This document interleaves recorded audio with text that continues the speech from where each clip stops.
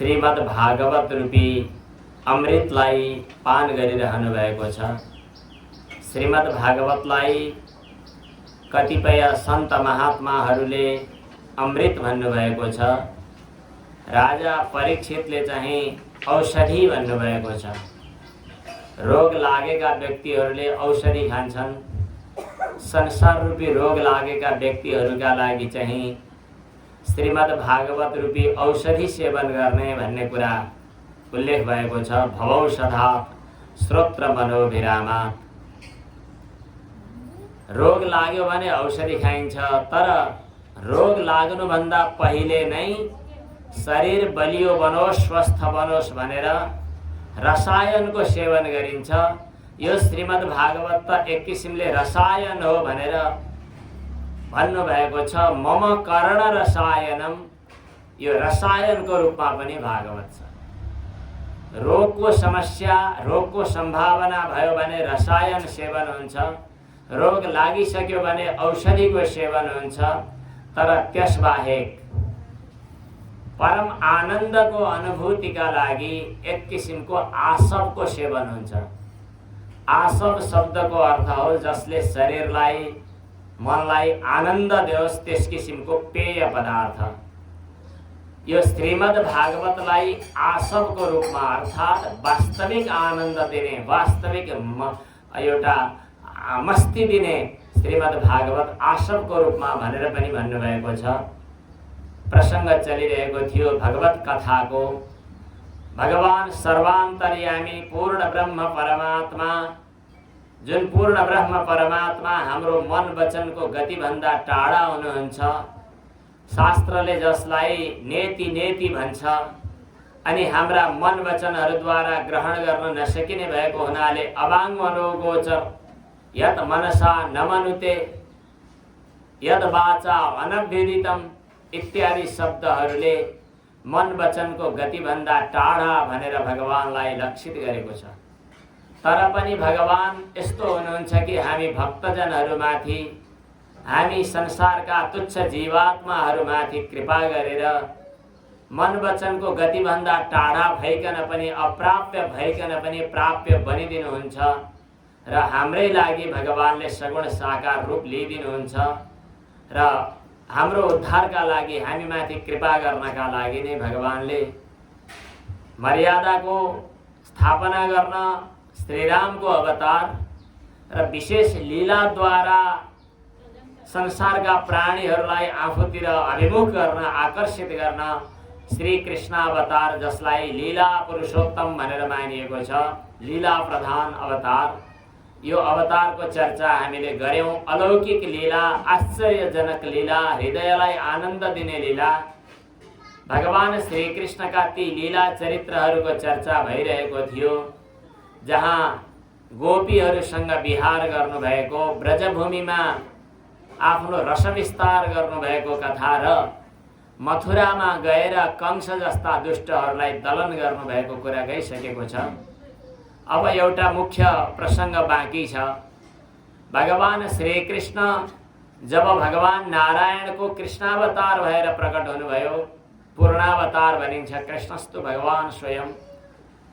भगवान नारायणसँगै विराजमान हुने भगवती लक्ष्मी माता भगवान श्री कृष्णसँगै अवतरित हुनु पर्यो नि। तर लक्ष्मीले अवतार लिनका लागि कसलाई पिता ठान्ने? संसारका तुच्छ मान्छेहरूले त लक्ष्मीलाई देख्ने बित्तिकै मेरो भोग्य हो कि झैँ गरिकन पकेटमा राख्न खोज्छन्। यस्ता साना संकीर्ण छुच्चा विचार भएका व्यक्तिहरूलाई चाहिँ लक्ष्मीजीले पुलुक्क हेरी मात्रै दिनु होला, हेर्न पनि राम्रोसँग हेर्नुहुन्न, अनि चला भनेर कहिलेकाहीँ आउनुहुन्छ, कहिलेकाहीँ भागिहाल्नुहुन्छ। किन आउनुहुन्छ? तिमीले खोजेको लक्ष्मी त यो वास्तवमा तिम्रो होइन नि भन्ने देखाउनका लागि। पैसा कमाउनेले कमाउँछ अनि गुमाइहाल्छ। लक्ष्मीजी चमक चला भनेर आउनुहुन्छ, तर वास्तवमा लक्ष्मीजी भगवान नारायणकै अभिन्न, भगवान नारायणकै बल्लभा हुनुहुन्छ। लक्ष्मीजीले अब अवतार लिन चाहनुभयो। कसलाई पिता बनाउने त? जो आफ्नो पिता बन्न लायक हुन्छ उसलाई बनाउने।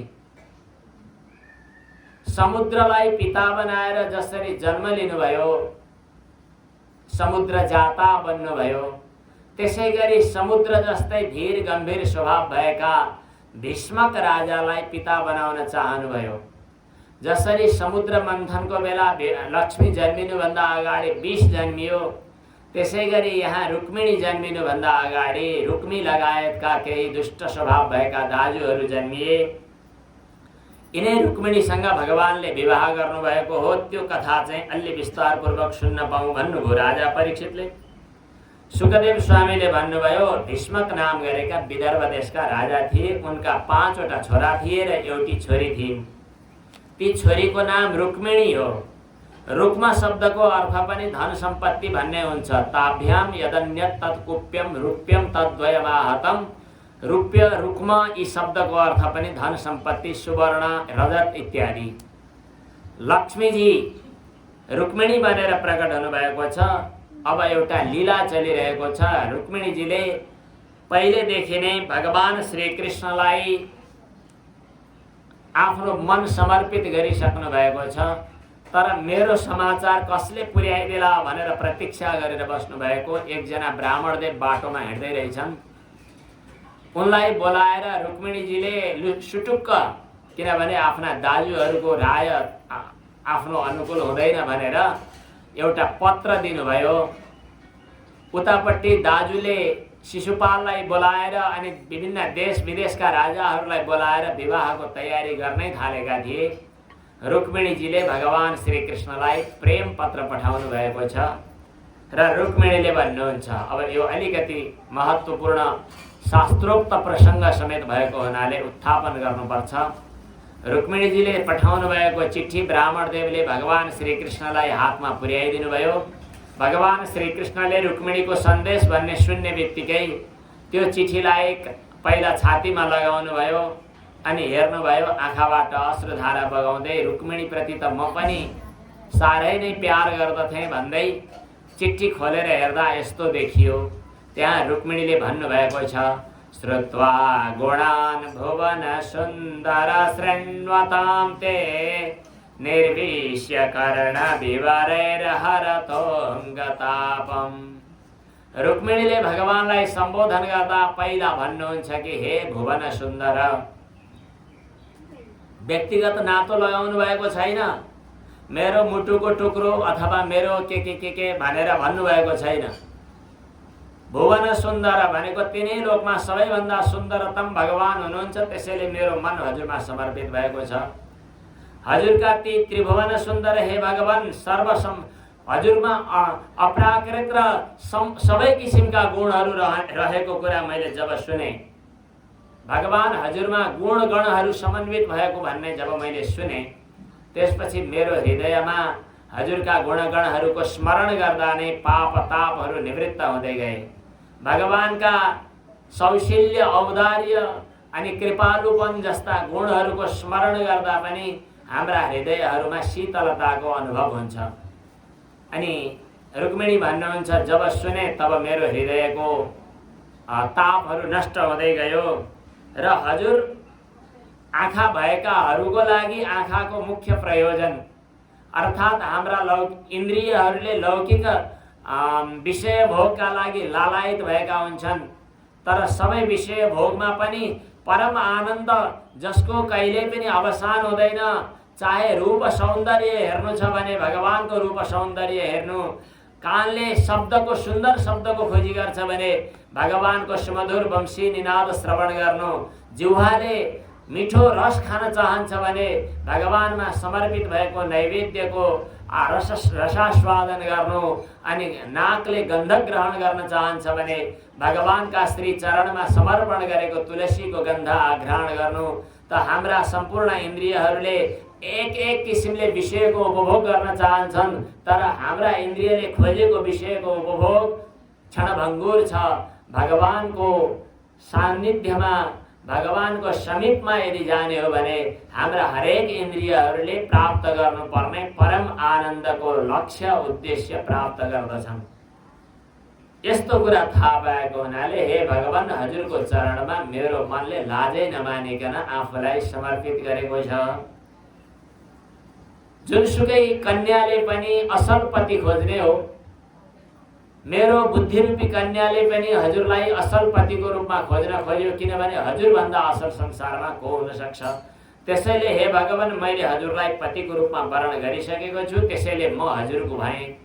अब हजुरको म भइसकेपछि मलाई ती शिशुपाल आदिहरूले लैजान पाउँदैनन्, किनभने सिंहको भाग जो हो त्यो स्यालले पाउन सक्दैन। मैले जीवनमा यो जन्ममा पूर्व जन्ममा कुनै काम दान पुण्य शुभ कर्म गण्डकी स्नान मन्त्र जप केही गरेको रहेछु भने त्यो पुण्यको प्रभावले हजुरको चरणको दर्शन प्राप्त होस्। भोलि नै छिट्टै नै मेरो विवाहको तयारी भइरहेको छ, मलाई अरू कसैलाई दिने भनिरहेका छन्, हजुरले सुटुक्क आएर मलाई चाहिँ स्वीकार गर्नु पर्यो भनेर रुक्मिणीजीले पत्र पठाउनु भयो।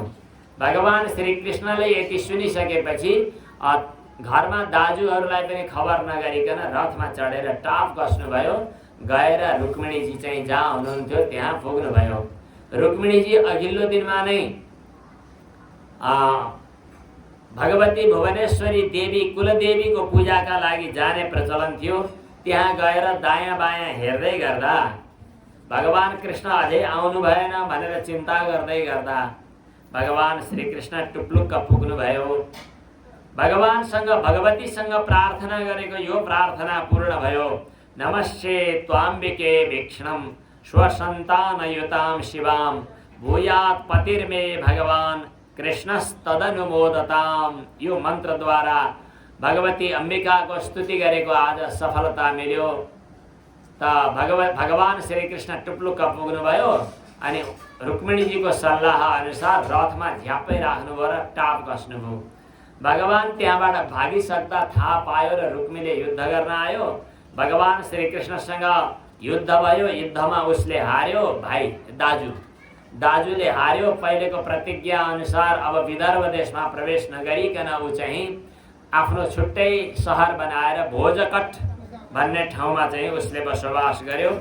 भगवान श्री कृष्णले रुक्मिणीसँग भव्य विवाह गर्नुभयो। उहिले लक्ष्मी नारायण भगवान, अहिले भगवान श्री कृष्ण र रुक्मिणी। लक्ष्मीजी भगवान श्री कृष्णको अनन्य सेविका हुनुहुन्छ, त्यस्तै रुक्मिणी भगवान श्री कृष्णकी अनन्य सेविका हुनुहुन्छ, अर्धाङ्गिनी हुनुहुन्छ, पत्नी हुनुहुन्छ। अब राधा रानी को हुनुहुन्छ त? राधा रानी भन्नु र भगवान श्री कृष्ण भन्नु दुईटा होइन। कमसेकम विवाह त दुईटामा हुन्छ नि, आफैसँग त विवाह हुँदैन। त्यसैले राधाजीसँग भगवान श्री कृष्णको विवाह भएन। भगवान श्री कृष्णको प्रेमको अभिव्यक्ति नै राधा रानी। जो राधा उही कृष्ण, जो कृष्ण उही राधा। त्यसकारणले राधा र कृष्ण दुईटा चाहिँ फरक होइन, एउटै हो। भगवान श्री कृष्णको प्रेम प्रधान स्वरूप चाहिँ राधा, शौर्य प्रधान, लोकोपकार प्रधान, व्यवहार प्रधान स्वरूप चाहिँ कृष्ण। त्यसैले जबसम्म भगवान श्री कृष्णको रस विस्तार गर्ने अवसर थियो त्यतिखेर राधाजी सँगै हुनुहुन्थ्यो। जब भगवान श्री कृष्णले दुष्टहरूलाई नष्ट गर्न अनि अरू शौर्य देखाउन द्वारकातिर जानुभयो तब राधाजी उता जानु भएन। राधा रानी त वृन्दावनमा नै हुनुहुन्छ। नित्य बल्लभा, नित्य भगवानको आह्लादिनी शक्तिको रूपमा रहनु भएको छ। राधा कृष्ण भगवानको। अब उतापट्टि द्वारकाधीश भगवान श्री कृष्ण रुक्मिणीसँगै विवाह गरेर अनि गृहस्थाश्रमको भव्य आश्रमचर्या चलाउनु भयो। अनि पुत्र जन्मिने समयमा जन्मियो जसको नाम प्रद्युम्न भनेर राखिँदै थियो। तर जन्मिँदा नजन्मिँदै छिट्टै नै सुत्केरी अवस्थामा नै एउटा शम्बरासुर नाम गरेको दानवले अपहरण गर्यो। किनभने शम्बरासुरले सुनेको थियो मलाई मार्ने शत्रु हो भनेर। जन्मिँदा नजन्मिँदै फ्याँक्दियो भने नरहे बाँस नबजे बाँसुरी मज्जा हुन्छ भन्यो। समुद्रमा फ्याँकिदिएको माछोले खाएछ।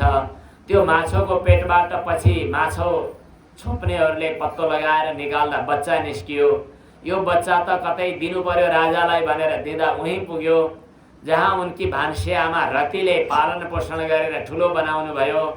तर रति आमाले चाहिँ बढाउँदै पलाउँदै जाँदा आमाको भूमिका निर्वाह गर्नुपर्ने बिस्तारै पतिको भूमिका निर्वाह गरेको देखियो। जुठो खानी, पाउमा प्रणाम गर्ने अलि ठुलो हुँदै गएपछि थाहा पाउने भएपछि ती बालक प्रद्युम्नले सोद्धा रतिले भनिन् कि म तपाईको अधिकार प्राप्त पत्नी हुँ, तपाईँ मेरो पति हुनुहुन्छ पूर्व जन्मको। साक्षात कामदेव हजुरको रूपमा अहिले प्रकट हुनुभएको हो। कामदेवलाई भगवान शिवजीको नेत्रद्वारा दाह दग्ध भइसकेपछि मैले त्यतिखेरै विलाप गरेकी थिएँ। भगवान शिवजीले भन्नुभएको थियो कृष्ण पुत्रको रूपमा तिम्रो पतिको जन्म हुनेछ भनेर। हजुर चाहिँ भगवान श्रीकृष्णको छोरा हुनुहुन्छ। यहाँ यो शम्बरासुरले अपहरण गरेर लिएर आएको हो। यसले माया विद्या जानेको छ, यसले हजुरलाई शत्रु सम्झिन्छ, तर अहिले थाहा पाएको छैन र पो त। यसलाई जित्नुपर्छ हजुरले, म मायावी विद्या सिकाउँछु भनेर पत्नी रतिले विद्या सिकाएपछि प्रद्युम्नजीले अनि त्योसँग युद्ध गरेर शम्बरासुरलाई जितेर दुलही सहित भएर घर फर्किनु भयो। जहाँ भगवान श्रीकृष्ण र रुक्मिणीजी जन्मिँदा नजन्मिँदै छोरो हराएकोमा चिन्ता गरेर लामो समय बिताइसक्नु भएको थियो।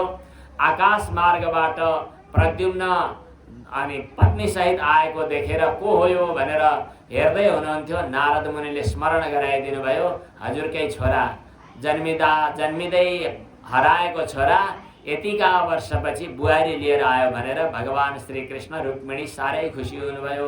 भक्तवत्सल भगवानको यी प्रद्युम्न चाहिँ हाम्रा 4 व्यूहहरू मध्ये भगवानको पूजन गर्दा प्रद्युम्न अनिरुद्ध संकर्षण वासुदेव 4 व्यूहको पूजा हुन्छ।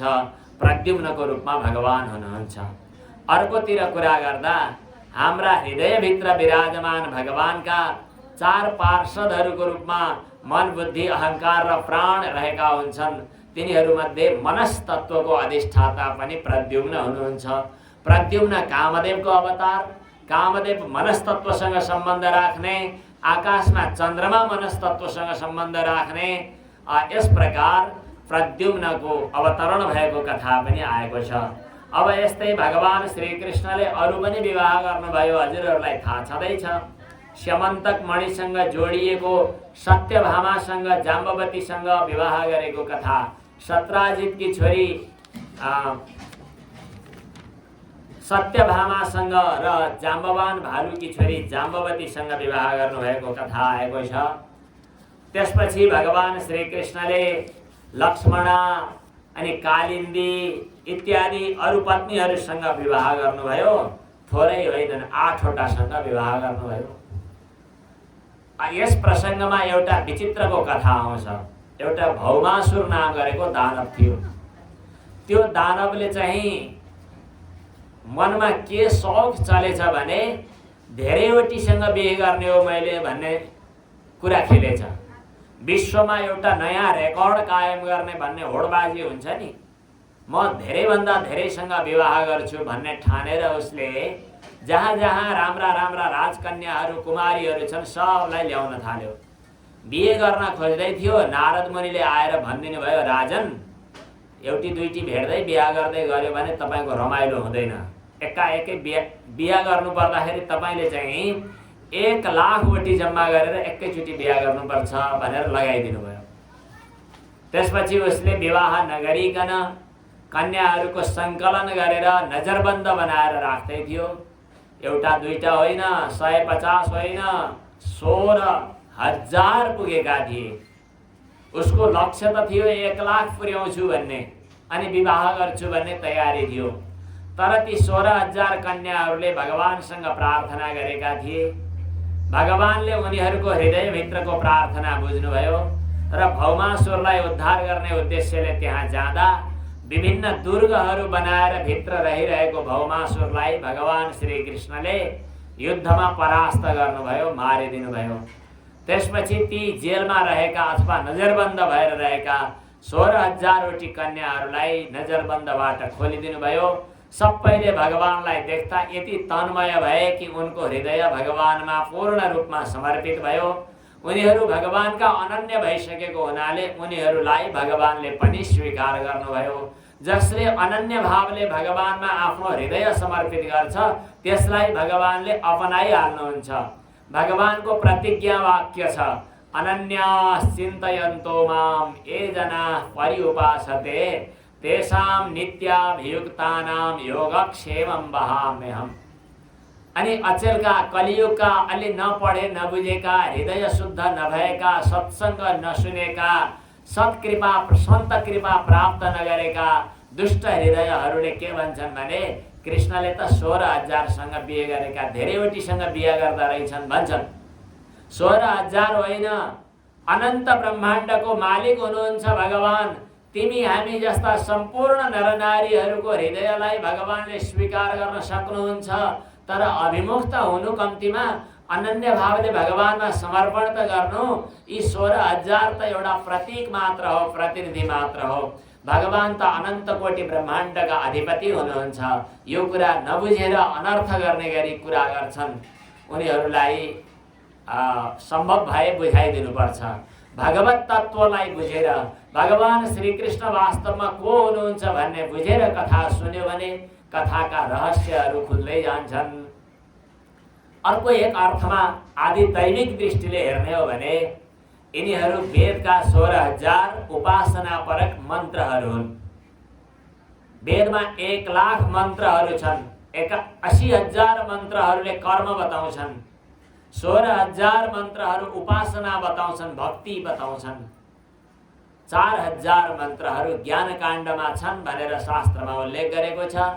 यिनै 16,000 कन्याहरू भगवान श्रीकृष्णले साकार रूप ग्रहण गर्दा उनीहरूलाई पनि साकार रूप ग्रहण गर्न लगाएर स्वीकार गर्नुभएको हो। यो पनि शास्त्रको एउटा तात्पर्य हो। शास्त्रमा यस्तो प्रसङ्ग पनि आएको छ। अब कतिपय भक्तजनहरूले यी कथालाई आफूभित्र पनि परिघटित गर्न चाहन्छन्। त्यसो गर्ने हो भने आध्यात्मिक दृष्टिले हेर्दा एउटा अर्को रहस्य पनि छ। हाम्रो मनस्तत्व जो हो यसका अधिष्ठाता देवता चन्द्रमा भनिन्छ। मनसो देवता चन्द्रमा बुद्धिर ब्रह्मा अहंकारस्य रुद्रः चित्तस्य वासुदेवः। त आकाशमा हामीले जसलाई चन्द्रमा देख्छौं ती पनि भौतिक पिण्डको रूपमा बाहिर देखिन्छ। चन्द्रमाका पनि अधिष्ठाता देवता चन्द्रमा देवताको रूपमा छन्। ती भगवानको मनबाट प्रकट भएका हुन्। चन्द्रमा मनसो जातः। अनि हाम्रो व्यष्टि हाम्रा मनको पनि अधिष्ठाता हुन्। चन्द्रमामा 16 कला हुन्छन्। कला पूर्णिमादेखि औँसीसम्म घट्दै जान्छ, औँसीदेखि पूर्णिमासम्म बढ्दै जान्छ। जसरी चन्द्रमाको कला घट्ने बढ्ने गर्छ त्यसै गरी हाम्रो मनको कला पनि घट्ने बढ्ने गर्छ। जसरी औँसीमा चन्द्रमा देखिँदैनन् अथवा मन खुम्चिएको हुन्छ त्यस्तै हाम्रो औँसीमा चाहिँ मनको भावना फरक हुन्छ। याद गर्नेले गर्छन्। पूर्णिमामा मनमा विकास प्रकाश हुन्छ। पूर्णिमातिर जन्मिएकाहरूको स्वभाव पनि आकृति पनि फरक हुन्छ। औँसीमा जन्मिएकाहरूको आकृति पनि स्वभाव पनि फरक हुन्छ।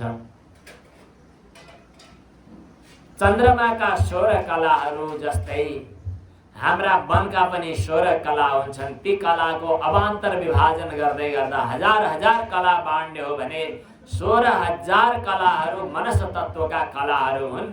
यी सबै कलाहरू अनन्य भक्ति गर्ने साधकहरूले भगवानमा समर्पित गरेको हुन्छ भन्ने अर्थ बुझाउनका लागि प्रतीकात्मक रूपमा यो चर्चा यो कथाले हामीलाई अर्को यो प्रसङ्ग पनि सम्झाएको हुन्छ। ती सबैसँग भगवान श्रीकृष्णले विवाह गर्नुभयो, तर विवाह गरेर घरजम गर्न कुनै अप्ठ्यारो परेन, किनभने भगवान सबैको अन्तर्यामी हुनुहुन्छ। सबै पत्नीहरूमा 10-10 को दरले छोरा जन्माउनु भयो, उत्तिकै दरले नातिहरू पनि जन्मिए।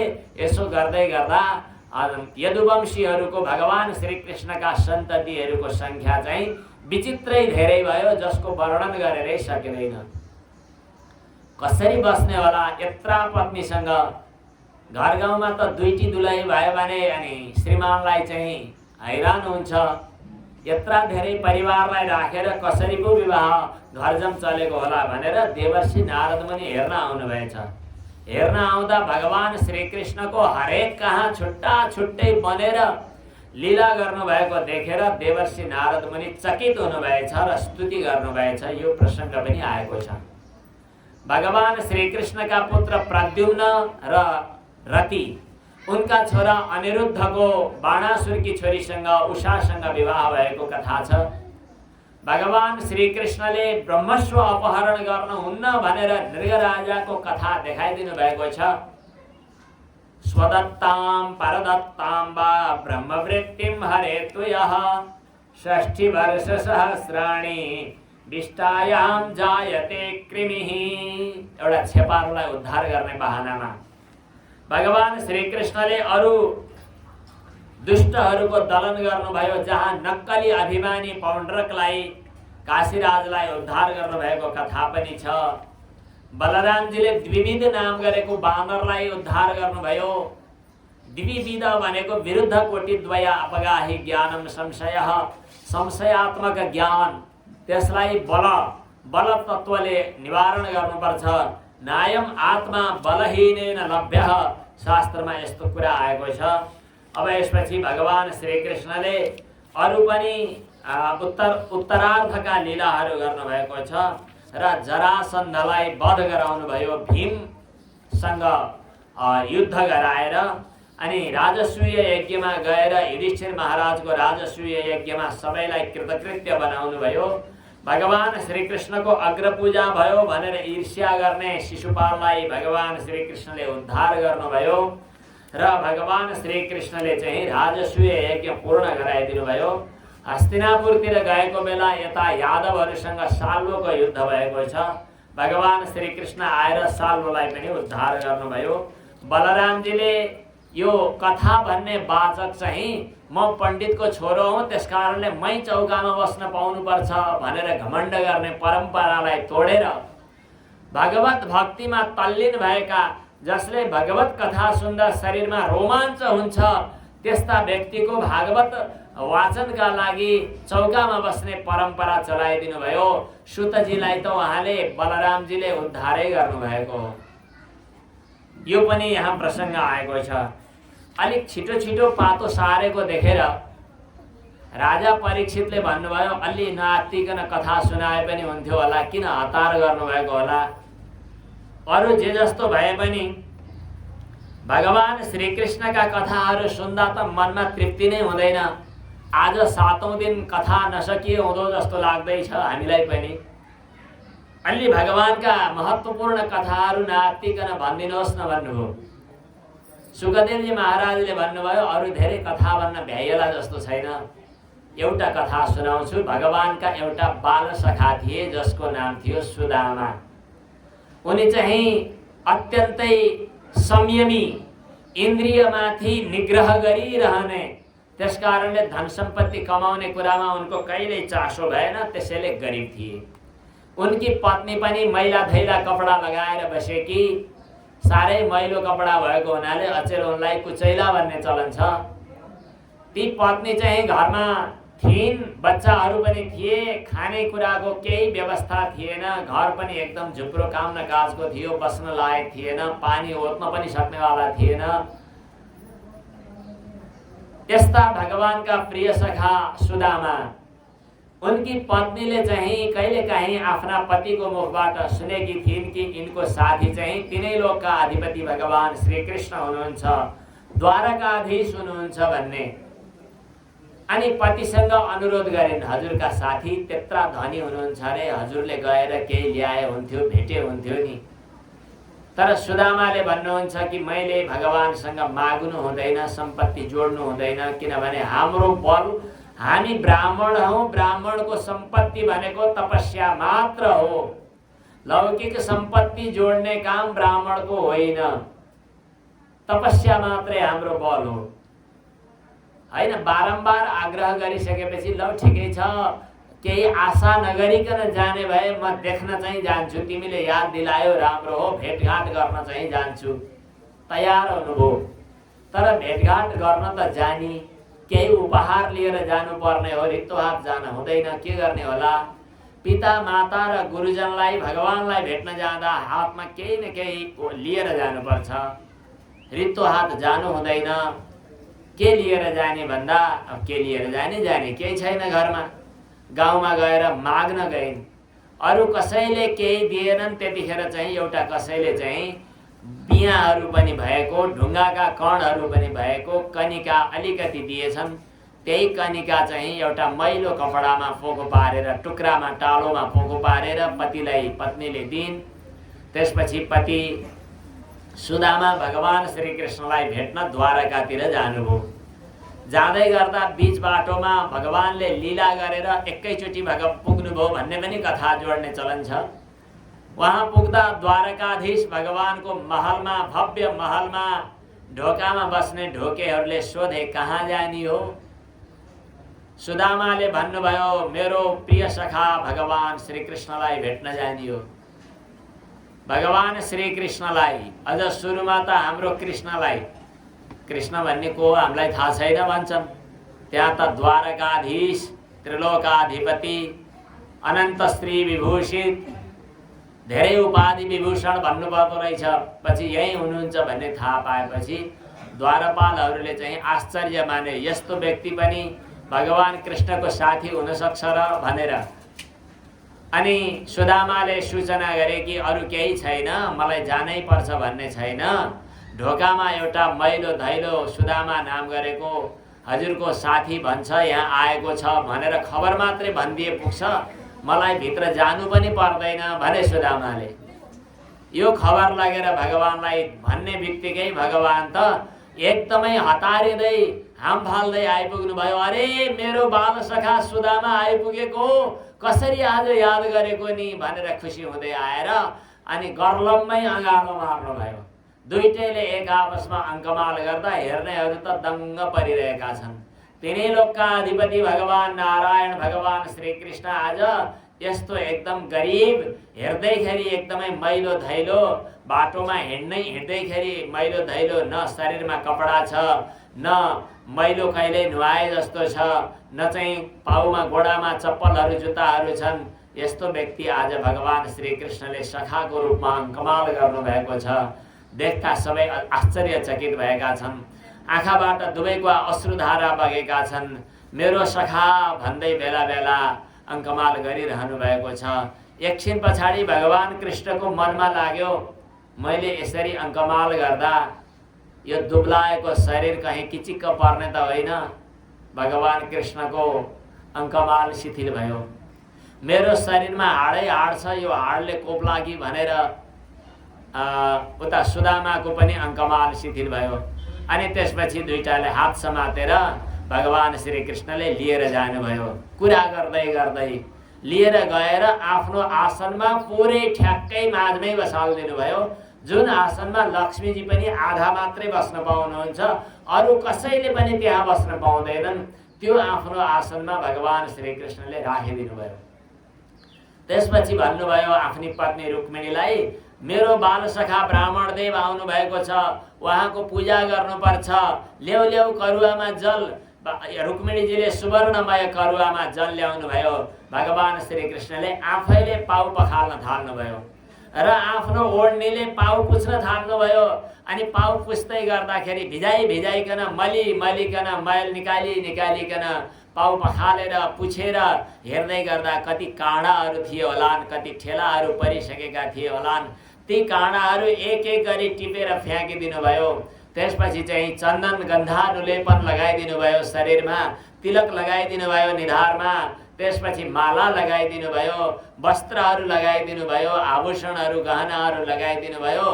आज सुदामा दङ्ग परेर अचम्म मानेर हेरिरहनु भएको छ। त्यसपछि भोक लागिसक्यो, मेरो बालसखा सुदामा ब्राह्मणदेवलाई खोइ खानेकुरा ल्याएको भन्नुभयो। रुक्मिणीजीले खानेकुरा लिएर आएर भोग लगाउनु भयो, प्रणाम गर्न लगाउनु भयो अनि आशीर्वाद दिनुभयो। उहाँले पुत्रवती भव, सौभाग्यवती भव, आयुष्मती भव भनेर।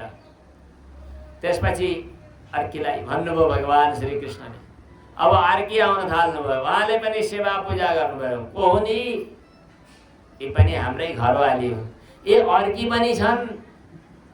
अनि अर्की हुँदै गर्दा 2 4 5 6 7 8 10 12 100 50 200 400 500 1000 1200 हुँदै 16,000 सम्म पुगुन्जेल के हाल भयो होला। हरे शिव भक्तवत्सल भगवानको सबैले आशीर्वाद ग्रहण गरे। त्यसपछि भगवान श्रीकृष्णले चाहिँ कुशल प्रश्नहरू बाल्यकालका संवादहरू गर्नुभयो। हामी गुरुजी कहाँ बस्दा गुरुजीले कति पो माया गर्नुहुन्थ्यो अघि, गुरुकुलको बसाइ कति मिठो थियो। अनि त्यहाँ वनमा गाई चराउन जाँदा अनि दाउरा लिन जाँदा अनि खेतमा काम गर्न जाँदा हामीलाई भएका अनुभवहरू है भनेर कुराहरू भयो। गुरुजी कति माया गरेर हामीलाई बोलाउन जानुहुन्थ्यो वनमा नै। एकपटक पानी परेको बेला वनमा हामी अल्मलिएका थियौँ, गुरुजीले हामीलाई वहीँ बोलाउँदै जानुभएको थियो भन्दै यस्तै संवाद गरेर समय बित्यो। भगवान श्रीकृष्णले सोध्नुभयो, हजुरको विवाह पक्कै भयो होला? भएको छ। अनि भाउजूले मलाई याद गर्नुहुन्छ होला? गर्छे। पक्कै पनि केही पठाउनु भयो होला उपहार? खै मलाई केही ल्याइदिनु भएन कोसेली? अनि सुदामाको काखी चाहिँ यस्तो यस्तो च्यापिन थाल्यो। हजुरले अस्ति नै हिजैदेखिबाट यो काखी चाहिँ बाहिर निकाल्नुहुन्न कि यहाँ घाउ छ कि सन्चो भएको छैन कि के हो? अझै बढी सङ्कोचका साथमा खुम्च्याउन थाल्नुभयो। केही भएको छैन, केही भएको छैन, किनभने यहाँभित्रको एक किसिमको गुफाभित्र त्यो पोको चाहिँ लुगाएर राखेको छ। अनि छेउतिर त्यसको टुप्पो देखिएको छ कपडाको। भगवान कृष्णले भन्नुभयो, यहाँ के छ जस्तो छ, खोइ खोइ म हेर्छु भन्दै त्यो पोको समातेर तान्नुभयो। तान्दाखेरि यत्रो पोको देखियो। लौ हेर भाउजूले पक्कै पठाउनु भएको, हजुरको बानी त अझै पनि लुकाउने खाले रहेछ, कहाँ लुकाउनु भएको? यो त मलाई चाहिएको थियो भनेर खोल्नुभयो। अनि खोलेर भगवान श्रीकृष्णले एकदम खुसीका साथमा हेर्दै नहेरिकन झ्याम्मै झिकेर खाइदिनु भयो। कति खुसी भएर यो एक घाँस खानुभयो, फेरि अर्को घाँस पनि खानुभयो। यसरी खाँदै गर्दा रुक्मिणीजीले आएर झ्याप्पै हात समाउनु भयो।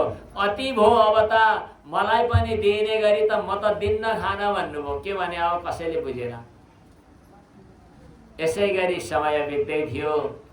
2-4 दिन 1-2 दिनको बसाइ पछाडि सुदामाले सङ्कोचका साथमा भन्न थाल्नुभयो, म अब फर्किनुपर्छ, म जान्छु। भगवान श्रीकृष्णले हात जोडेर भन्नुभयो, हस् त, नमस्कार, फेरि पनि आउनु होला। सुदामाले विचार गर्नुभयो, यत्तिकै बिदावादी गर्नुभयो, ठिक्क भयो। मलाई पोको पकाइदिया भए कसरी बोक्थेँ होला? अनि गाह्रो हुन्थ्यो, नाइ भन्न पनि मिल्दैन थियो। तर लान मलाई मनै थिएन। मेरो मनको भावना बुझेर भगवानले मलाई केही नदिइकन विदा गर्नुभयो। एकदम राम्रो भावना बुझ्ने हुनुहुन्छ, भगवानको जय होस् भन्नु। त्यहाँबाट विदा भएर सुदामा घर फर्किनु भयो। घर जाँदा आफ्नो घरको सेरोफेरोमा पहिले जस्तो केही पनि छैन। के अचम्म हो, आजभन्दा 50 वर्ष अगाडि गैँडाकोटमा आएका मान्छेहरू अहिले आउँदा घरै घर देख्छन्, अचम्म लाग्छ। यस्तो होइन, उहाँ त सुवर्णमय हिरा मोती मणि माणिक्य जडिएका जताततै झिलिमिली झलझलाकार सहर छ। के अचम्म हो, यो म कहाँ आइपुगेँ? यति थियो मेरो घर, म किन अल्मलिएँ भनेर हेर्दै गर्दा घरभित्रबाट एउटी महिला बाहिर निस्किन्। अचम्मै, ती त मेरै पत्नी जस्ती छिन्। को हौ तिमी, कताबाट? ओहो, हजुरले कुरै नबुझ्नु भएको, हजुर आफ्नै घरमा आउनु भएको छ। यही हो हजुरको घर भनिन् उनैकी पत्नीले। कसरी यस्तो घर हुन्छ? पत्नीले भनिन्, हजुरकै साथी भगवान कृष्णले पठाउनु भएको भनेर यहाँ दिव्य कालीगढहरू आएर यो बनाएर गएका। सुदामाले भन्नुभयो मनमा नै, त्यो त अहिले पनि मायावी, अहिले पनि मलाई झुक्क्याउने, कस्तो झुक्क्याउने बानी थियो, अहिले पनि झुक्क्याउँदै। ओहो, बर्बाद भयो, मलाई फसाउन खोजेको, म अब फस्नुहुन्न भनेर सावधानीपूर्वक एकदमै मन उद्विग्न बनाइकन त्यो घरभित्र प्रवेश गर्नुभयो सुदामा। तर बिस्तारै त्याग प्रधान वृत्तिलाई स्वीकार गरेर ती सम्पत्तिहरू दान गरेर त्याग गरेर छोडेर आफू निवृत्ति मार्गमा नै लागिरहन चाहनुभयो। भगवानका भक्तहरू नित्य निरन्तर निवृत्ति मार्गमा रहन चाहन्छन्। भगवान श्रीकृष्णको यो भक्त वात्सल्य लीलालाई अभिव्यक्त गर्ने सुदामाजीको पवित्र चरित्र यहाँ वर्णन गरिएको छ। भक्तवत्सल भगवानको,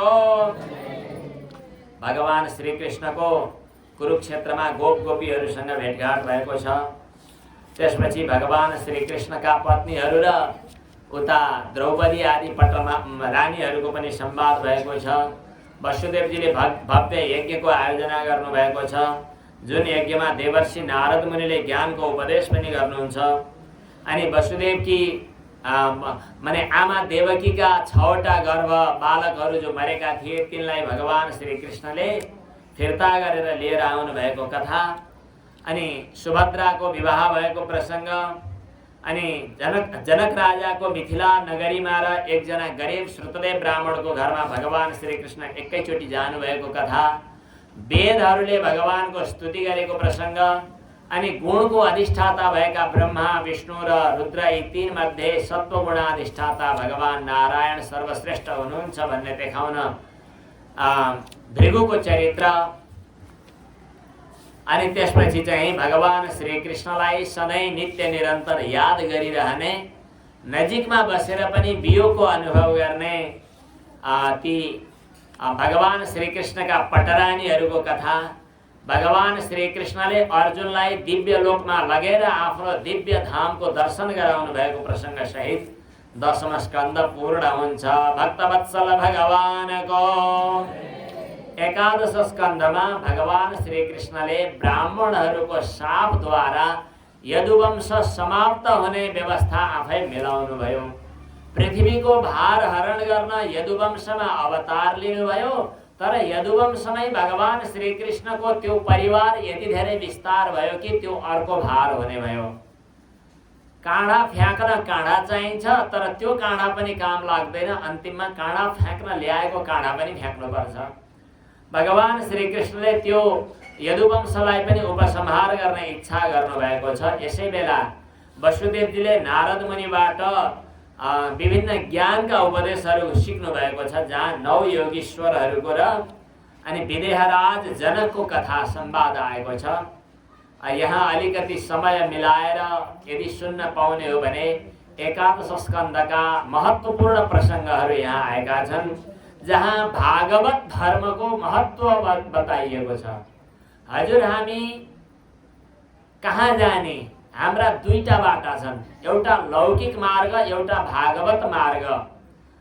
अर्को अर्थमा भन्ने हो भने हामीले गरिने धर्म पनि दुईटा छन्, एउटा लौकिक धर्म र एउटा भागवत धर्म। लौकिक धर्म भनेको लोक व्यवहारसँग बढी सम्बन्ध राख्ने, भागवत धर्म भनेको हामी जुनसुकै कर्म गर्दा पनि भगवत प्राप्तिको सङ्कल्प मात्र, भगवत प्रीतिको सङ्कल्प मात्र होस्, अरू नहोस्, यस किसिमको धर्म चाहिँ भागवत धर्म हो। हुन त त्यो लाखपत्ती बाल्ने बेला सङ्कल्प पढ्दा पुस्तकमा लेखेको हुन्छ, धेरै धेरै वर्षसम्म यो समुद्रमा भएका नदीका कणहरू, जलका कणहरू जति छन् त्यति वर्षसम्म, अथवा त्यहाँ भएको बालुवाको कण जति छन् त्यति वर्षसम्म स्वर्गलोकमा गएर अप्सरासँग नाच्न गाउन पाउने गरी भनेर लाखपत्ती बाल्दा सङ्कल्प। पूजापाठ गर्दा कर्मकाण्ड गर्दाखेरि स्वर्गमा अप्सरासँग विहार गर्न, यस्तो गर्न, उस्तो गर्न, वैभव पाउन, सम्पत्ति पाउन, मरेपछि स्वर्ग जान इत्यादि यस्ता सङ्कल्प लिएर गरिने धर्महरू धर्मकै नाममा गरे पनि तिनीहरू चाहिँ लौकिक धर्म हुन्। फेरि फर्किनु पर्ने पुनरावर्तनवाला व्यवहारका धर्म हुन्। ती एउटा पाटो। अर्को पाटो चाहिँ जुनसुकै कर्म गर्दा पनि सङ्कल्प मात्र, भगवत प्राप्ति। त्यस किसिमको धर्म, त्यस किसिमको उद्देश्य राखेर गर्ने कर्म चाहिँ भागवत धर्म भन्छन्। भागवत धर्ममा लाग्ने व्यक्तिलाई कुनै कमी कमजोरी बेसी केही भयो भने पनि भगवानले क्षमा गर्नुहुन्छ, केही फरक पर्दैन। तर लौकिक धर्ममा लाग्ने मान्छेलाई थोरै फरक पर्यो भने ऊ चिप्लिएर खत्तम हुन्छ। एउटा व्यक्तिले स्वाहा हवन गर्दै थियो, मेरो छोरोलाई मार्ने शत्रु जन्माऊ भनेर, तर भयो छोरालाई मार्ने शत्रु जन्मोस् भन्ने भयो। छोराले मार्ने भन्यो भने अर्कै थोक हुन्थ्यो, छोरालाई मार्ने भन्यो भने अर्कै थोक भयो। बोल्दा थोरै मुख बिग्रियो, कुरो बिग्रियो। चण्डी पढ्ने बेला राम्रोसँग पढ्न नजानेर पण्डितजीले राम्रोसँग नपढिदिएर एकपटक कस्तो समस्या पर्यो। दुलही बिरामी भई त्यस कारणले पुटक लाउनु पर्यो भनेर पण्डितजीलाई लगाएको। पण्डितजीले पढ्ने बेलामा भार्याम रक्षतु भैरवी भन्नुपर्ने ठाउँमा भार्याम भक्षतु भैरवी भनेर पढिदिनु भएछ। दुलही त कर्मकाण्ड नसकिँदै हरिओम तत्सत् भनेपछि मन्त्र पढ्दा थोरै तलमाथि पर्यो भने खतरा हुन्छ लौकिक कर्ममा। तर भगवानको प्राप्तिका लागि भन्ने सङ्कल्प लिएर गरिएका कर्ममा केही कमी बेसी भएछ भने पनि भगवानले त्यसलाई पूर्ण गरिदिनुहुन्छ। त्यसैले नसके केही उपाय लागेन, लौकिक धर्म पनि गर्नु, भगवानको प्रार्थना गरेर लौकिक सुख सुविधाको खोजी गर्नु, यो लौकिक व्यक्तिहरूका लागि शास्त्रमा यो पनि बताएको छ। तर अन्तिम लक्ष्य चाहिँ त्यो होइन। अन्तिम लक्ष्य चाहिँ लौकिक धर्ममा बढी आस्था नराख्नु, भगवत धर्ममा विश्वास गर्नु। भगवत धर्मको एउटा मात्र उदाहरण के हो भने हामीले शरीर मन वचनले जे जति कर्म गर्दछौँ यो कर्मको फलभोक्ता म हुनुपर्छ भन्ने होइन, सम्पूर्ण कर्मको फल भगवानमा समर्पण गरौँ। कायेन वाचा मनसेन्द्रियैर्वा बुद्ध्यात्मना वा प्रकृति स्वभावात् करोमि यदि यत् सकलं परस्मै नारायणायेति समर्पयेत् तत्। शरीर मनले वचनैहरूले बुद्धि अहंकार प्रकृति जतिले गरिन्छ जो जो सब पुण्य पाप नारायणार्पण गर भक्ति साथ। जब आफूमा हामी कर्तृत्व भाव राखेर कर्म गर्दैनौं तब त्यो कर्ममा केही तलमाथि परे पनि त्यसको जिम्मेवार हामी हुँदैनौं। हामी केवल निमित्त मात्र बनेर कर्म गरौँ, कर्ता बनेर कर्म नगरौँ। यो अभ्यास गर्ने कुरा हो। भागवत धर्मको मूल मर्म यही हो र यसको आधार, यसको जरो के हो भने भगवान बाहेक अरू केही छैन। संसार जति देखिएको छ भगवानकै अभिव्यक्ति हो। यस किसिमको भावना गर्नु। दुईमा न भय हुन्छ, दुईमा न लेनदेनका संवादका व्यापार बिजनेसका कुरा हुन्छन्। एका घरभित्र के को व्यापार बिजनेस? अचेल त गर्छन् रे भन्छन्। श्रीमानको जग्गा श्रीमतीले बेचेर, श्रीमतीको जग्गा श्रीमानले बेचेर दलाली गरेर पैसा खान्छन् भन्छन्। त्यो कुरो थाहा छैन। तर दुईमा दोस्रोमा चाहिँ स्वार्थको सम्बन्ध राखिन्छ। आफूभित्र त स्वार्थको सम्बन्ध हुँदैन। भगवान परमात्मा आफू आफ्नो हुनुहुन्छ। आफू भगवानकै अभिव्यक्ति संसार। त्यसले जहाँ देख्दा पनि उही भगवान। अनि कहाँको अरू अन्यथा लौकिक धर्ममा हामी आसक्त हुने भयं द्वितीयाभिनिवेशतः स्यात्। यो भावना राख्ने व्यक्तिले जे गर्दा पनि जसो गर्दा पनि भगवानकै कथानुशीलन गर्दछ। शृण्वन् सुभद्राणि रथाङ्गपाणे जन्मानि कर्माणि च यानि लोके गीतानि नामानि तदर्थकानि गायन विलज्जो विचरेत् असङ्गः। त्यस्ता व्यक्तिले जहाँ जसलाई जे देख्दा पनि प्रणाम गर्दछ। खम्बायुमग्निम शरीरम महिमश्च आकाश पृथ्वी अनि नदी नाला कुनै व्यक्तिहरू ठुला साना सबैलाई प्रणाम गर्दछ। मैले एउटा बाहिरको प्रसङ्ग कहिलेकाहीँ अन्यत्र पनि भन्ने गर्दछु। प्राय देवघाटमा सन्यास लिइसकेपछि एउटा कुरा सिकाइन्छ। अघिल्लो दिनसम्म प्रणाम गर्ने गरेको अब कसैलाई नमस्कार प्रणाम गर्न हुन्न। अब भोलिपल्टदेखि थपक्क ठसमस्स बस्नुपर्ने चलन हुन्छ। अनि अरूले मलाई नमो नारायण भने कि भनेनन् भन्ने कुरामा खुब चासो पनि हुन्छ। नारायण भन्यो भने झनक्क रिस उठ्छ। हो नारायण भन्ने होइन, ओम नमो नारायण भन्नुपर्छ मलाई। ठिकै हो, लौकिक मर्यादा त्यस्तै छ। भारतमा एकजना चर्चित सन्त हुनुहुन्थ्यो जसको नाम स्वामी अखण्डानन्द सरस्वती। उहाँले नै यो टीका भागवतका केही व्याख्याहरू लेख्नुभयो। अखण्डानन्द सरस्वतीले हरेक व्यक्तिलाई भेट्दाखेरि नारायण भनिरहनुहुन्थ्यो, प्रणाम गर्नुहुन्थ्यो। कसैले सोधे सन्यास धर्म त यस्तो होइन, तपाईले चाहिँ जसलाई पनि नारायण भन्ने किन हो? अखण्डानन्द स्वामीले भन्नुभयो मैले अरू कसैलाई केही नमस्कार गर्दै हिँडेको त छैन। सन्यास धर्म अनुकूलै आचरण गरे जस्तो लाग्छ। के गरेको त नि सबैलाई हात जोडेको। सबैलाई कहाँ हात जोडेको छु मैले? नारायणलाई नै हात जोडेको छु। नारायण नारायण। कसलाई प्रणाम गरेको? नारायण भगवानलाई प्रणाम गरेको। हामी कहाँ दृष्टि बन्न बाँकी होला छुट्टै कुरा हो। तर जे संस्कार आएको छ, हामी यो सौभाग्यशाली क्षेत्रमा छौँ। चितवन, नवलपरासी, गैंडाकोट, यहाँ नमस्कार गर्दा एउटाले अर्कालाई नारायण भन्छ। यसको तात्पर्य हो सबैमा भगवत भावले, भगवत बुद्धिले प्रणाम गर्ने अभ्यास। यस प्रकार सरित समुद्राश्च हरे शरीरम यत्किंच भूतम प्रणमेत अनन्य। हरेक प्राणीहरुमा अनन्य भावले भगवत भावले प्रणाम गर्नु। यसो गर्दै गर्दै गर्दा जे व्यवहारमा पनि ऊ भक्तिको परिपाक, भक्तिको एउटा परिपोषण भइरहेको छ। बिस्तारै बिस्तारै त्यो अभ्यास हुँदै गर्दा भक्ति, परमात्माको अनुभूति र वैराग्य यी तीनटा सँगसँगै हुन्छन्। जसरी भोकाएको व्यक्तिले खाँदै गर्दा तुष्टि, पुष्टि र भोकको निवृत्ति सँगै हुन्छ, त्यसै गरी यी तीनटा कामहरू सँगै हुन्छन्। भक्ति परेशानुभवो विरक्तिर अन्यत्र चैषत्रिक एककालः प्रपद्यमानस्य यथा स्नतः स्योस्तुष्टिः पुष्टिः च्युत अपायो अनुघासम्। ती 9 योगीश्वरहरूमध्ये कविले यी कुराहरू बताउनु भयो। अर्का हरिले चाहिँ भागवत धर्महरू बताउनुहुन्छ, जो कि भगवानका भक्तहरूमध्ये श्रेष्ठ को हुन्।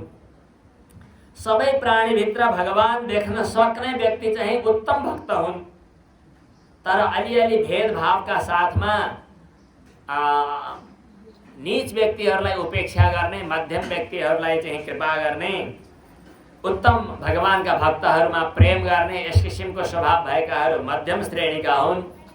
भगवानको मूर्तिमा पूजा चाहिँ गर्ने तर बाहिर अन्यत्र भगवानलाई देख्न नसक्ने व्यक्तिहरू चाहिँ निम्न स्तरका प्राकृत स्वभावका भक्त हुन्। त्यसकारणले भगवानका उत्तम भक्तहरूको यो लक्षणलाई विचार गर्नु र आफू पनि त्यो अभ्यासमा रहनु। हाम्रा इन्द्रियहरूले व्यवहार गर्दै गर्दा पनि त्यसका कारणले मनमा कति नै विचलन नहोस्, यस्ता व्यक्तिहरू भगवानका उत्तम भक्त हुन्।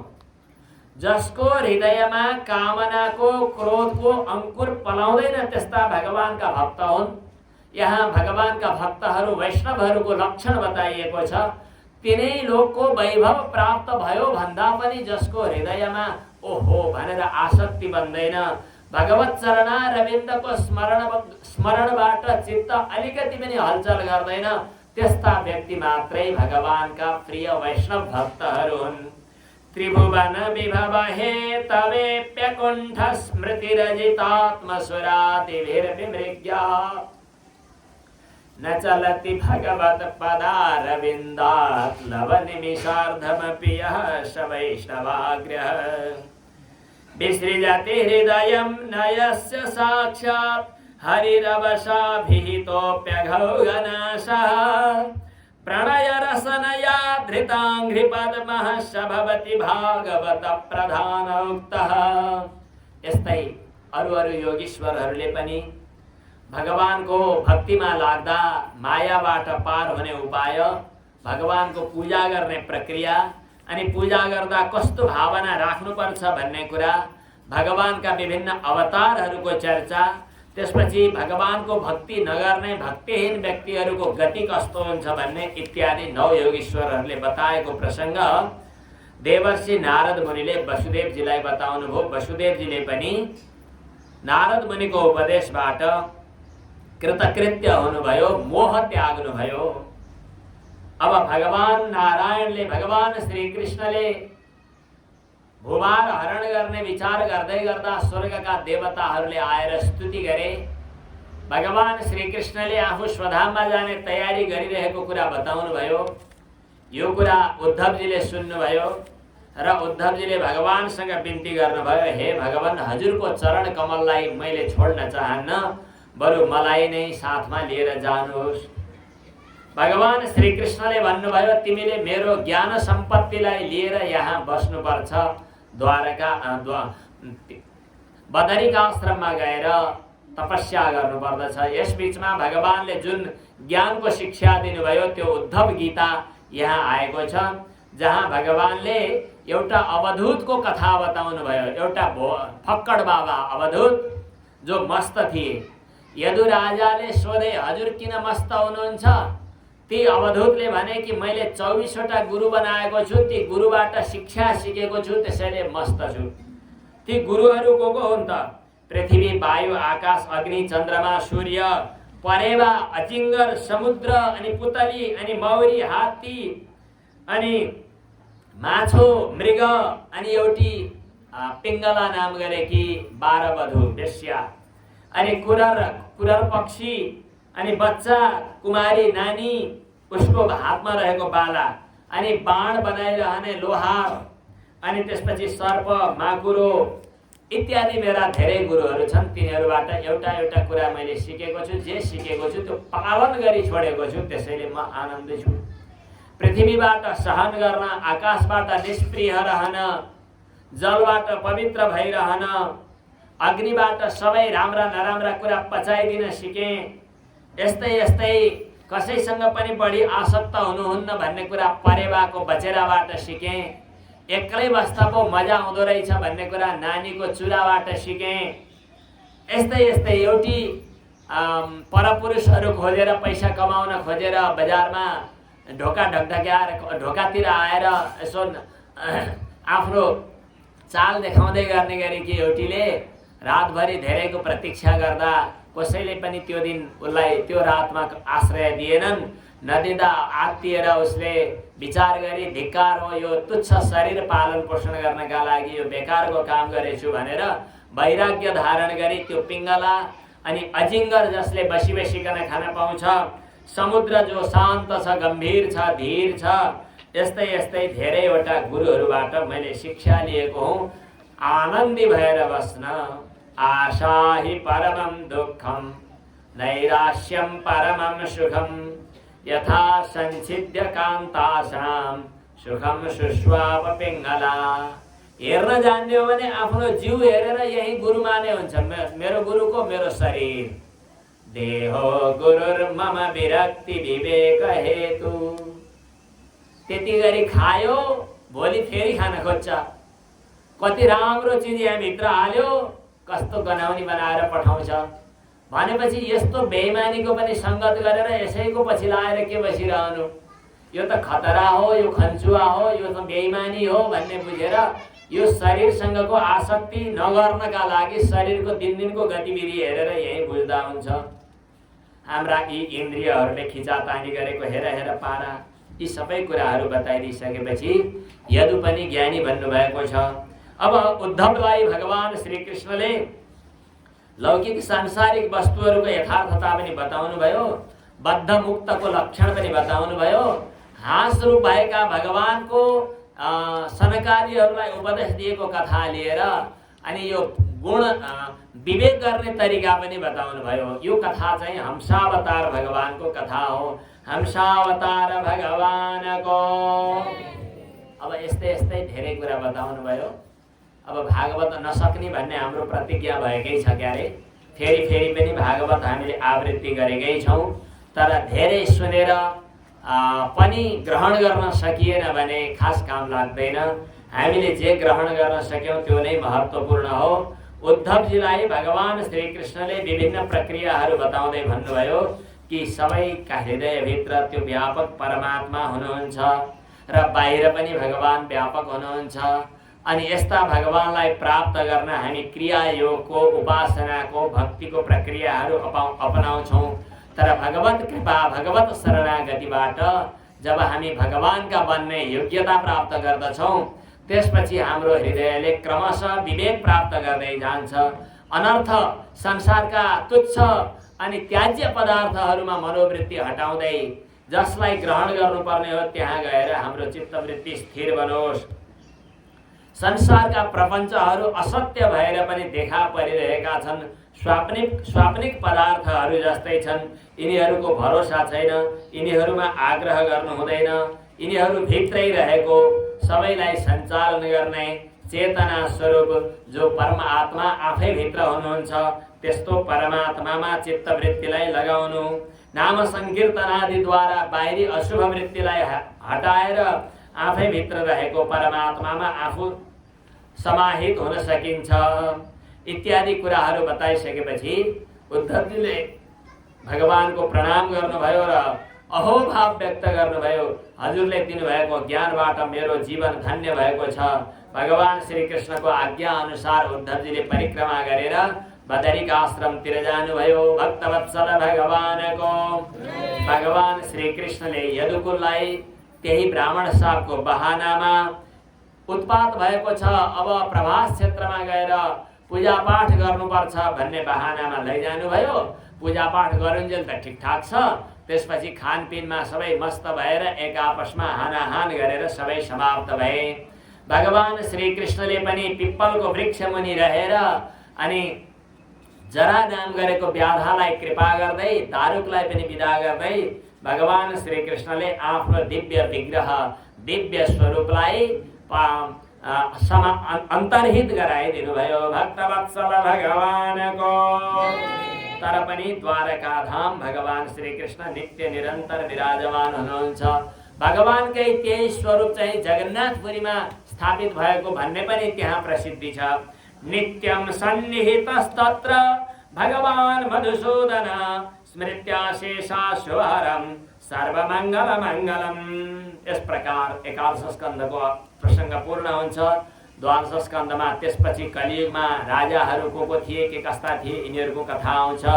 कलियुगमा सबै अन्याय अत्याचार अधर्म फैलिने हुँदा हुँदै पनि नाम संकीर्तनद्वारा जीवन धन्य बन्दछ भन्ने कुरा, नामको महिमा यहाँ बताइयो। कृते यध्यायतो देवान् त्रेतायां यजतो मखै द्वापरे हरिचर्यायां कलौ तद् द्वापरे परिचर्यायां कलौ तद् हरिकीर्तनात् कलेर्दोषनिधे राजन् अस्ति एको महान् गुणः कीर्तनादेव कृष्णस्य मुक्तसङ्गः परं व्रजे। भगवान नाम संकीर्तनको भव्य महिमा बताइएको छ। 4 किसिमका प्रलयहरूको चर्चा र अन्त्यमा शुकदेवजीले राजा परीक्षितलाई बताइदिनु भयो कि ए राजन, तिमी मर्छु भनेर डराएको यो पशुको जस्तो बुद्धिलाई छोड्देऊ। तिमी जन्मिया भए पो मर्ने, जन्मिएको त शरीर हो, तिमी कहाँ जन्मिएका छौ र मर्ने हो? तिमी त त्यो नित्य आत्मा हौ। जसरी स्वप्नमा टाउको काटियो भनेर बिउजेपछि टाउको काटिएको हुँदैन, त्यसै गरी तिमी अब ज्ञानको अवस्थामा जागिसकेपछि अब फेरि त्यही मर्छु भन्ने शरीरको आग्रह लिएर आत्तिएर बसिरहने हो। त्यो त पशु बुद्धिलाई त्यागिदेऊ। घैँटोभित्र रहेको आकाशले म फुट्ने भए भनेर चिन्ता मान्नु पर्दैन। घैँटो फुटे पनि आकाश त्यहाँ भित्रको जो थियो बाहिरकै आकाश बराबर हो। त्यसै गरी जीवात्माको रूपमा यो प्रारब्धले सङ्कलन गरेको अन्तःकरण रूपी घैँटोभित्र रहेर छटपटाइरहेको आत्मा व्यापक परमात्मासँग समाहित भइसकेपछि अनि अलग हो भनेर चिन्ता गर्नु पर्दैन। घटे भिन्ने यथाकाशः आकाशः स्यात् यथा पुरा एवं देहे मृते जीवो ब्रह्म सम्पद्यते पुनः। तिम्रो देह भन्नाले संस्कार देह पनि समाप्त भइसकेपछि यो जीवात्मा परमात्मामा समाहित हुन्छ। यस प्रकार अब के सम्झिनु पर्दछ त? अन्तिम मन्त्र, अन्तिम उपदेश म यो दिन्छु। अहम ब्रह्म परम धाम ब्रह्माहम परमं पदम एवं समीक्षन् आत्मानं आत्मन्याधाय निष्कले। आफूले आफै परमात्मा भित्र, आफूभित्रै रहेका परमात्मा भित्र आफूलाई समाहित गरिदिनु। यसो गर्दा शरीरको सम्बन्ध त टुटी नै हालेको छ अघि नै। अब त्यो शरीरमा आएर सर्पले डसे झै गर्ला रे, तर तिमीलाई के फरक पर्छ? किनभने शरीर नै तिमी होइनौ। तिमीलाई मैले उपदेश गरेँ, के कुरा बुझ्यौ? राजा परीक्षित भन्नुहुन्छ, हजुरको कृपाले मैले कुरा बुझेँ, म अब सिद्ध भएँ। हजुरको कृपाको मैले कृपा प्राप्त गरेँ। हजुरले भागवत सुनाउनु भयो। अब म शरीरसँग अल्मलिन्न, शरीर मेरो हो, म शरीर हो भन्ने बोधबाट म मुक्त भइसकेको छु। बरु आज्ञा होस्, अब म अभय पदवी प्राप्त गर्न अनुमति दिनुहोस्। अब म तक्षकसँग डराउन्न, म परम ब्रह्मलाई प्राप्त गर्ने भइसकेँ। अब त्यो अभय पदवी हजुरले देखाइदिनु भयो। अब आज्ञा दिनुहोस्, म त्यो परमात्मालाई प्राप्त गरौँ। अनुजानीहि मां ब्रह्मन् वाचं यच्छाम्यधोक्षजे मुक्तकामा स्वयं चेतः प्रवेश्य विसृजाम्यशुन्। हजुरले अज्ञान हटाइदिनु भयो, कल्याणको मार्ग खोलिदिनु भयो। धन्य हो गुरुदेव भनेर गुरुजीलाई प्रणाम गर्नुभयो। सुखदेवजी महाराजले तथास्तु भन्नुभयो र त्यहाँबाट उठेर विदा हुनुभयो। श्री सुखदेवजी महाराजको। राजा परीक्षित गंगाको किनारमा कुश बिछाएर पूर्वतिर फर्केर पलेन्टी कसेर प्राणायाम गर्न थाल्नुभयो। त्यसपछि चाहिँ ब्रह्मभूतो महायोगी निस्सङ्गश्छिन्न संशयः।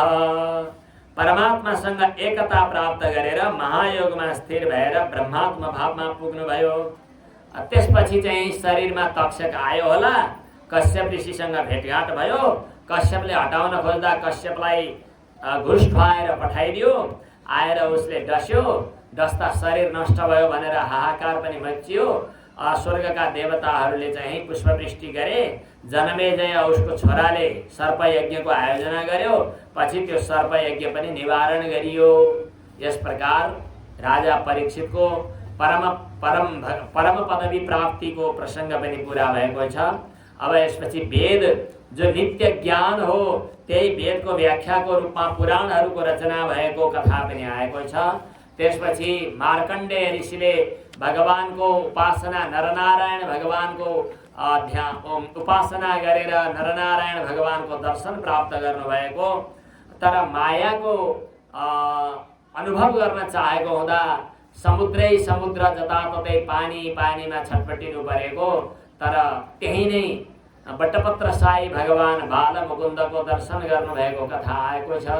करारविन्देन पदारविन्दं मुखारविन्दे विनिवेशयन्तं वटस्य पत्रस्य पुटे शयानं बालं मुकुन्दं मनसा स्मरामि। बालमुकुन्द भगवानको भगवान शिवजीले फेरि दर्शन दिनुभएको छ। यस प्रकार मार्कण्डेय मुनिको कथा पनि आयो। भगवानका विभिन्न अङ्ग उपाङ्ग सहित 12 महिनामा सूर्यगण समेतले भगवानको कसरी उपासना गर्दछन् भन्दै अन्तिम अध्यायमा श्रीमद् भागवतका विषयहरूको संक्षेपमा चर्चा भयो। यहाँ परम धर्मको चर्चा गरिएको छ। साक्षात् भगवानकै संकीर्तन यहाँ छ। परब्रह्मको यहाँ भक्तियोग, ज्ञानयोग र वैराग्यको चर्चा छ। प्रथम स्कन्धमा नारद मुनिको र वेदव्यासको संवाद, सुत सौनकादिको संवाद, राजा परीक्षितको प्राक कथा र अनि गङ्गाको किनारमा गएर भागवत कथा सुन्न बस्नुभएको प्रसङ्ग। दोस्रो स्कन्धदेखि योग धारणा सम्बन्धी चर्चा। तेस्रो स्कन्धदेखि सृष्टिको वर्णन सँगसँगै वराहावतार भगवान र कपिलावतार भगवानको कथा। चतुर्थ स्कन्धमा भगवान शिवजीको अनि ध्रुवको, पृथुको, प्राचीनवरी प्रचेताको कथा। पंचम स्कन्धमा स्थितिको कथा। षष्ठ स्कन्धमा पोषण प्रह्लाद पोषणको कथा, अजामेलको प्रसङ्ग, समुद्र मन्थन आदिको प्रसङ्ग, उता प्रह्लादको प्रसङ्ग हुँदै नवम स्कन्धमा यो मन्वन्तरहरूको कथा। अनि त्यसपछि चाहिँ ईशानो कथा, सूर्यवंशी चन्द्रवंशी राजाहरूको कथा। दशम स्कन्धमा भगवान श्रीकृष्णको कथा। एकादश स्कन्धमा भगवानले उपदेश दिएको प्रसङ्ग। द्वादश स्कन्धमा राजा परीक्षितको भगवत पदवी प्राप्त भएको प्रसङ्ग हुँदै यो महत्त्वपूर्ण भागवत कथा पूर्ण भएको छ। राम्रो नराम्रो जस्तोसुकै अवस्थामा पनि भगवानको नाम संकीर्तन गर्दा सम्पूर्ण पापबाट मुक्ति हुन्छ र भगवानको पवित्र चरित्रसँग सम्बन्ध भएको यो कथा वाचनबाट, श्रवणबाट नै जीवन सफल हुन्छ। अरू मिठा मिठा कुरा गरे पनि तिनीहरूबाट वास्तवमा कल्याण हुँदैन। यस्तो भागवत कथाको परम्परा चलाइदिनु हुने श्री सुखदेवजी महाराजलाई कोटि कोटि प्रणाम छ। भक्तवत्सल भगवानको अन्त्यमा भगवानको प्रार्थनाको हामीले भन्ने गरेको श्लोक। ब्रह्मादि देवताहरूले जसको स्तुति गर्दछन्, वेदले जसको प्रतिपादन गरेको हुन्छ, ध्यानमा बसेका योगीहरूले जसलाई प्रणाम गर्दछन्, त्यस्ता भगवानलाई हामी कोटि कोटि वन्दना गर्दछौँ। सजिलोस् न। यं ब्रह्मा वरुणेन्द्र रुद्रमरुतस्तुन्वन्ति दिव्यैस्तवैर्वेदैः साङ्गपदक्रमोपनिषदैर्गायन्ति यं सामगाः ध्यानावस्थित तद्गतेन मनसा पश्यन्ति यं योगिनो यस्यान्तं न विदुः सुरासुरगणा देवाय तस्मै नमः। यस्तै कच्छपको रूपमा अवतरित हुनुहुने भगवानलाई पनि प्रणाम छ। अनि पुराणका सङ्ख्याहरू वर्णन गर्दै यो 18,000 श्लोक भएको भागवत ब्रह्माजीलाई भगवान नारायणले उपदेश गर्नुभएको थियो। ब्रह्माजीले नारद मुनिलाई, नारदले वेदव्यासलाई, वेदव्यासले सुखदेवजीलाई, सुखदेवजीले राजा परीक्षितलाई, त्यही गुरु परम्पराबाट आजसम्म पनि आइपुगेको, सुरुदेखि अन्तिमसम्म वैराग्य सम्बन्धी चर्चा भएको सम्पूर्ण वेदान्तको सार, जसले जीवात्मालाई परमात्मासँग भेट गराइदिने काम गर्दछ, अद्वितीय कैवल्य नै जसको प्रयोजन छ, त्यस किसिमको वस्तु वर्णन गरिएको छ। यस्तो श्रीमद् भागवत जो सम्पूर्ण वेदान्तको सार हो, श्रीमद् भागवतको रस प्राप्त गर्ने बानी बस्यो भने अन्यत्र कतै मन लाग्दैन।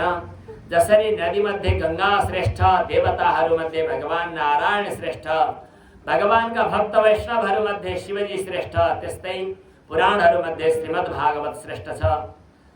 क्षेत्रहरूमध्ये काशी श्रेष्ठ भए जस्तै पुराणहरूमध्ये श्रेष्ठ भागवत हो। यो जुन ज्ञान परम्परा चलिआएको छ, यो भगवानका भक्तहरूको प्रिय सम्पत्ति हो। यस्तो भागवतमा प्रतिपादन गरिएको परम तत्व, परम सत्य स्वरूप परमात्मालाई प्रणाम गर्दछु। सत्यम परम धीमहि भन्दै भगवानलाई प्रणाम गर्दै संसार रूपी सर्पले डसेका राजा परीक्षित रूपी जीवात्मालाई उद्धार गर्नुहुने शुकदेवलाई प्रणाम गर्दै अन्त्यमा स्तुति गरिएको छ। हजुरहरूले पनि यो स्तुतिको श्लोकहरू वाचन गर्नुहोला हात जोडेर। भवे भवे यथा भक्तिः, पादयोस्तव जायते, तथा कुरुष्व देवेश, नाथस्त्वं नो यतः प्रभो। नाम संकीर्तनं यस्य, सर्वपाप प्रणाशनं, प्रणामो दुःख शमन, तं नमामि हरिं परम। हामीले पनि यही प्रार्थना गरौँ, जति जति जन्म लिनु परे पनि केही छैन, हजुरको चरणारविन्दमा भक्ति भइरहोस्, हजुरका भक्तहरूको संगत नछुटोस्, यही कृपा गरिदिनु होला हे भगवान। जुन हजुरको नाम संकीर्तन गर्दा सम्पूर्ण पापहरू मुक्त हुन्छन्, नष्ट हुन्छन्, जसलाई प्रणाम गर्दा सम्पूर्ण दुःखहरू समाप्त हुन्छन्, यस्ता भगवानलाई कोटि कोटि प्रणाम छ। यो श्रीमद् भागवत ज्ञान, श्रीमद् भागवत रूपी कथामृत जुन भगवानको कृपाले प्राप्त भयो, यस्ता भगवानलाई कोटि कोटि प्रणाम छ। भगवानको कृपाद्वारा नै भागवत कथा श्रवण गर्ने अवसर प्राप्त भयो। यस प्रकार भगवानलाई वन्दना गर्दै, भगवान प्रति आफ्नो हृदयतः भाव समर्पण गर्दै, भाव पुष्पाञ्जलिद्वारा भगवानको अर्चना गर्दै श्रीमद् भागवत कथा पूर्ण हुन्छ।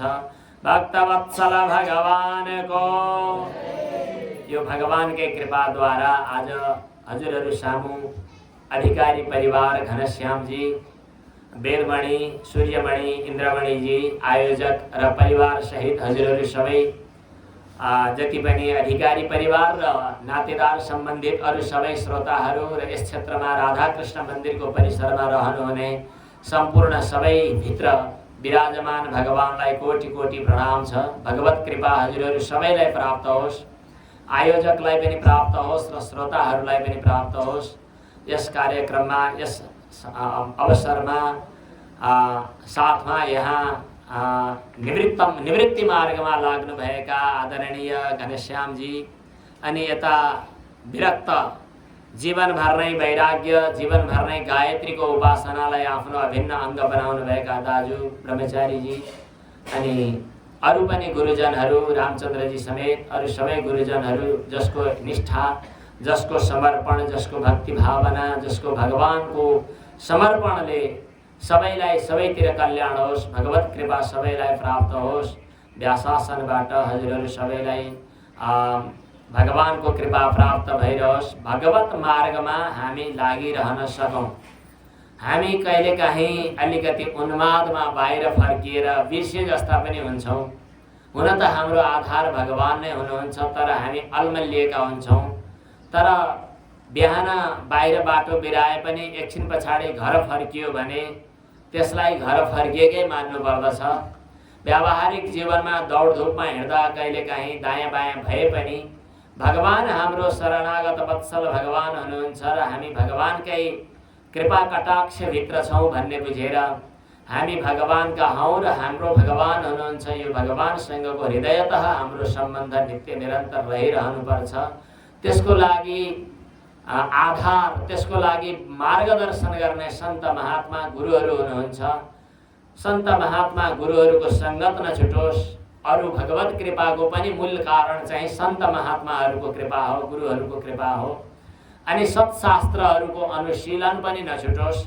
केही न केही खाली नबस्ने, घरमा केही न केही भागवत अथवा गीता अथवा रामायण अथवा श्रीकृष्ण चरित्र जे जस्तो सम्भव हुन्छ केही न केही पाठ गर्ने, केही न केही पढ्ने, सके पनि पढ्ने, नसके पनि पढ्ने, केही न केही अनुष्ठान गर्ने, केही न केही भगवानको म हुँ भन्ने कुराको जीवनमा अनुशीलन गर्ने अभ्यास बनिरहोस्। यो सँगसँगै एउटा भन्नै पर्ने कुरा, अब हामीभन्दा पछाडिका हाम्रा उत्तराधिकारीहरू, हाम्रा सन्ततिहरू पनि भगवत मार्गमा लागुन्। त्यसका लागि अनुकूल संस्कार हामीले दिनुपर्छ। उनीहरूलाई पनि मन्त्र दीक्षा, उनीहरूलाई पनि गुरुहरूप्रतिको एउटा शरणागति अथवा गुरुहरूप्रतिको श्रद्धा आस्था अनि भगवानप्रति आफ्ना इष्टदेवप्रतिको दृढ विश्वास, यो संस्कार हामीले दिनु पनि पर्छ र भगवत कृपा सबैलाई अवश्य प्राप्त हुन्छ। किनभने भगवान त हामी सबैलाई कल्याण गरि नै रहनु भएको छ। हामी त्यो कल्याणका भाजन बन्न सकौँ, भगवानको कृपा वृष्टिको चाहिँ हामी पात्र बन्न योग्य बनौँ, यही प्रार्थना सहित हजुरहरू सबैको कल्याण कामना सहित यो श्रीमद् भागवत सप्ताह ज्ञान यज्ञ पूर्ण हुन्छ। हरि ओम तत्सत। भक्तवत्सल भगवानको, श्रीमद् भागवत भगवानको, सद्गुरुदेव भगवानको। जुन गुरुदेवको कृपाले श्रीमद् भागवतको ज्ञान यथाशक्ति यहाँ बस्ने सौभाग्य मिल्यो, त्यस्ता मेरा परम पूज्य गुरुदेवको रूपमा मेरो पिताजी हुनुहुन्थ्यो, उहाँको चरणमा म आज वन्दना गर्दछु। मेरो आमा यहाँ आउनुभएको छ, उहाँलाई पनि वन्दना गर्दछु। मेरो सबै शिक्षा दीक्षाको र यो भागवत ज्ञान प्रवाहको पनि जो एउटा मर्यादा, जो एउटा सीमा बाँध्नु भएको छ मेरो परम पूज्य गुरुदेवले, मैले त्यही सीमामा रहेर भागवत वाचन गर्नुपर्छ। त्यसैले मूल ग्रन्थको वाचनको बिचमा चाहिँ अरू सांसारिक कुराहरू गर्नु हुँदैन र कसैको पनि बाहिरी व्यक्तिहरूको नाम लिनु हुँदैन र बाहिरी लौकिक कुराकानी गर्नु पनि हुँदैन भन्ने हाम्रो मर्यादा थियो। त्यो मर्यादालाई कति पालन गर्न सकियो र भागवत पारायणमा नै आनन्द लिनुपर्छ। भागवतका श्लोकहरूको जति सकिन्छ विसर्ग बिन्दु स्पष्ट हुने गरी भागवत पूर्ण नसुनिकन, भागवत पूर्ण नसुनाइकन कथा मात्रै वाचन गरेर वा यत्किञ्चित रूपमा ठकठाक गरेर हिँड्नु हुँदैन भन्ने पिताजीको आज्ञा थियो। यथाशक्ति त्यसलाई यथासम्भव यथोचित निरन्तरता दिने हाम्रो प्रयास रहेको छ।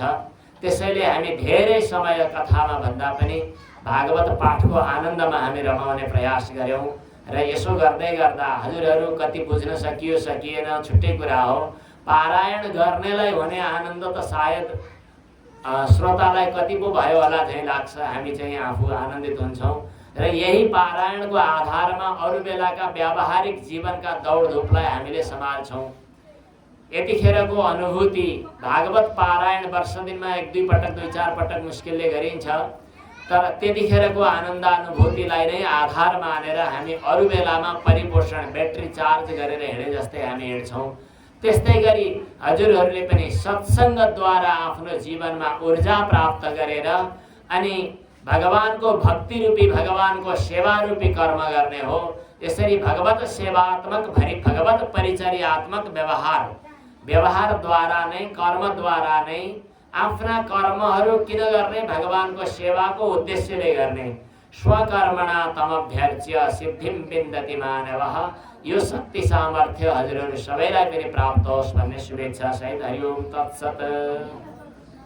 श्रीमन्नारायण नारायण नारायण, श्रीमन्नारायण नारायण नारायण, श्रीमन्नारायण नारायण